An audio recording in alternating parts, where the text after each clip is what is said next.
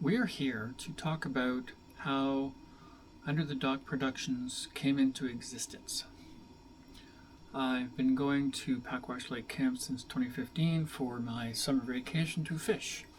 And I don't fish all day like most of the other guests. I just fish until I get bored and then go back to the cabin and do other things. In 2021, I thought it'd be cool if I put some cameras underwater under the docks and see what lives down there. We catch fish off the dock all the time, so why not?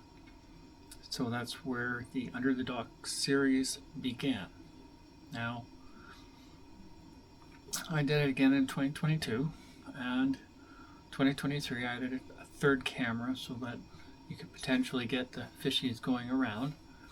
And I started to think that I wanted to kind of try to preserve the name, so I was looking into copywriting the name Under the Dock, and the process to get it copyrighted was extremely convoluted and seemed to be unnecessarily difficult, so I kind of put that on the back burner for a bit. And while I was there, because I was there for 3 weeks in 2023, and it was about $1,100 a week to go to rent the cabin and the boat. And when I was there, I told the owner, Kim, whom I have become friends with since going there for so long, that once I retired, I wouldn't be able to go anymore. I wouldn't be able to afford it. And she suggested that I buy a trailer and put it on one of her sites, and then I could come and go as I please, which would be a lot less expensive for, say, $1,400 for this site for the season instead of that much per week kind of thing. So I headed home in the middle of September with that idea, and by the middle of October I had purchased a trailer to put on a site the following year. And 2 weeks after I acquired the new trailer, I was unceremoniously disemployed. No fault of my own. The year prior, the Canadian owners of the company had sold to a American conglomerate. So on the 26th of October 2023, myself and 53 other co-workers were let go. There was a severance, which I had the option to take right away, or take what was continuous salary, which means I would keep getting paid until it ran out, which is the option I took, because otherwise I would get absolutely crushed by taxes, because they would add that to what I had already made that year. So I was off for 8.5 months. The day after I lost my job, I purchased the domain name Under the Dock Productions. In that way, I could maintain the title that I'd chosen for my series. After a bit more time passed, and in talking with Kim, she suggested that I do the Under the Dock stuff as a business. That could be my new job instead of trying to find employment elsewhere at my age, which I had just turned 62, so most of the potential employers I had spoken to wouldn't hire somebody that old. So I researched and did indeed register Under the Dock Productions as a business in Manitoba, where I live. The only real downside is I don't like meeting new people, and I have difficulty talking to people, and I think it's partly because I'm on the spectrum. But I can't just go to a different camp and shill my company because I don't want to actually speak to people I don't know. Bit of an issue. So I also don't really see it as being, it's not really feasible. Anybody can buy cameras and stick them under their dock and, do that. The only real difficult part, or not difficult, but the time consuming part is watching the video and then editing the video into episodes. Now, most of the people that go to these camps in northwestern Ontario up the Highway 105 corridor are going there to catch fish, not to look at what's under the dock. But always wanting to improve the episodes, and that I started to purchase more equipment, use stuff as usual, because that's about what I could afford. And in 2024, I purchased the 5-fish V-Evo ROV, which is basically a submarine, and that was $2,500. The idea being that I could explore the deeper structure in the lake beyond where the cameras go. I generally only put the cameras as deep as I can swim down to get in case they get stuck. But the downside of that was the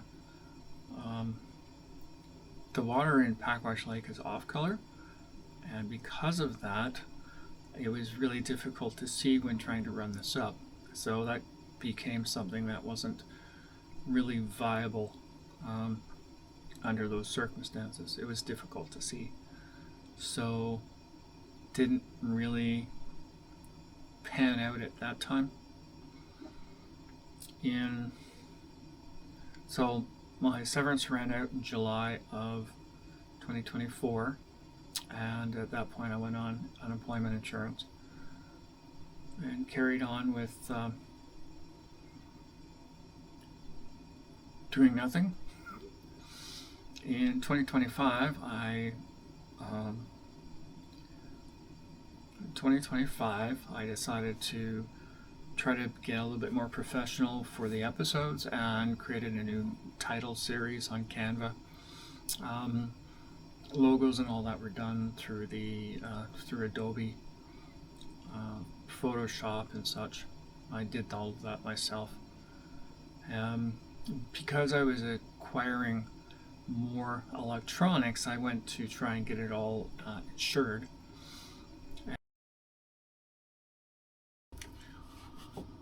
So I have all this equipment. I have, at the time, a half a dozen GoPros, and then I bought the sub, and I'd acquired my first drone.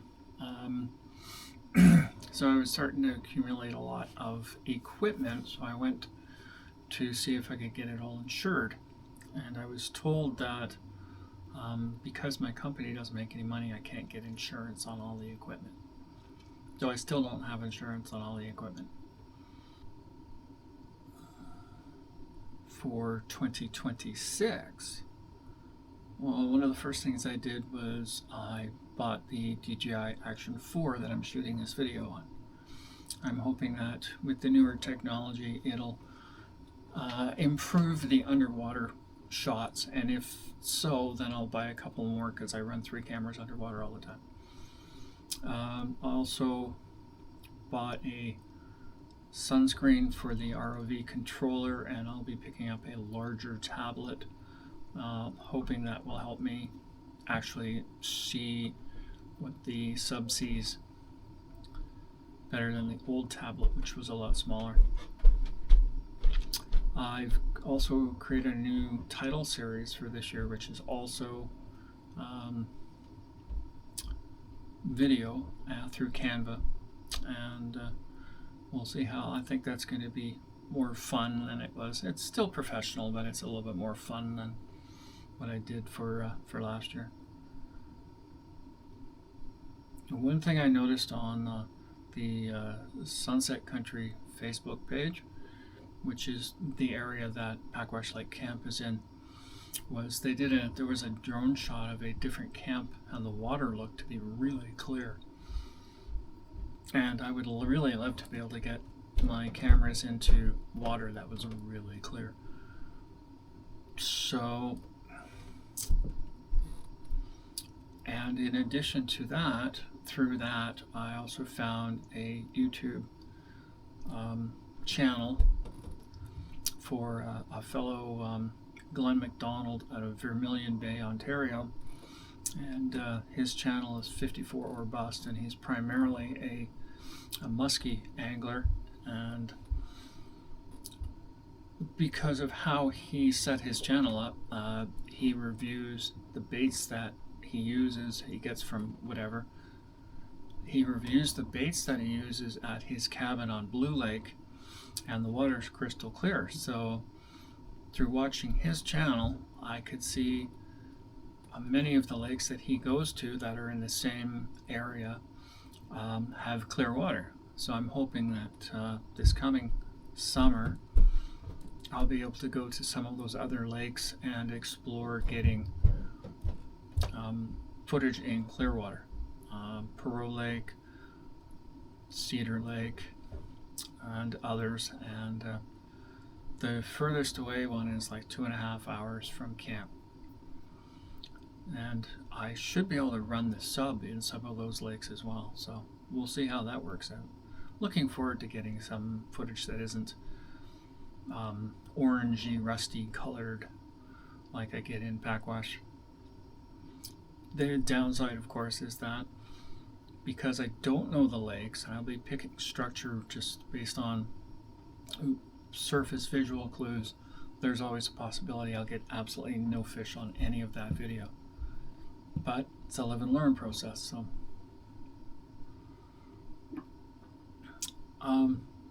to be a little bit more, to have some fun with it, more fun with it, because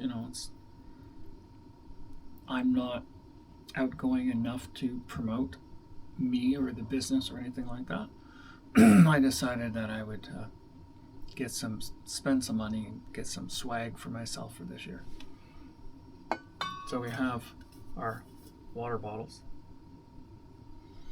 and because this is where it all started. I also wanted to get some t-shirts done that could kind of promote what I do without me having to interact with people right away. So I designed the backs to have basically my logo and a QR code that, if scanned, would go to my YouTube channel, the one with the 5 subscribers on it, not my main channel, which has 226 subscribers. So that is this, and that is a northern pike. So I'm kind of thinking that maybe somebody's curious, whatever, can just scan the QR code on the shirt and it'll take them to my YouTube channel. And then I can, if they ask, I can talk to them about what I do. Otherwise, I don't have to interact with these people, which is really hard for me to do, same as like doing these videos. Anyway, I have the new Under the Dock Productions YouTube channel. I have a business that doesn't make any money, and I'm going to keep doing it because it's something I really enjoy doing. Thanks for watching.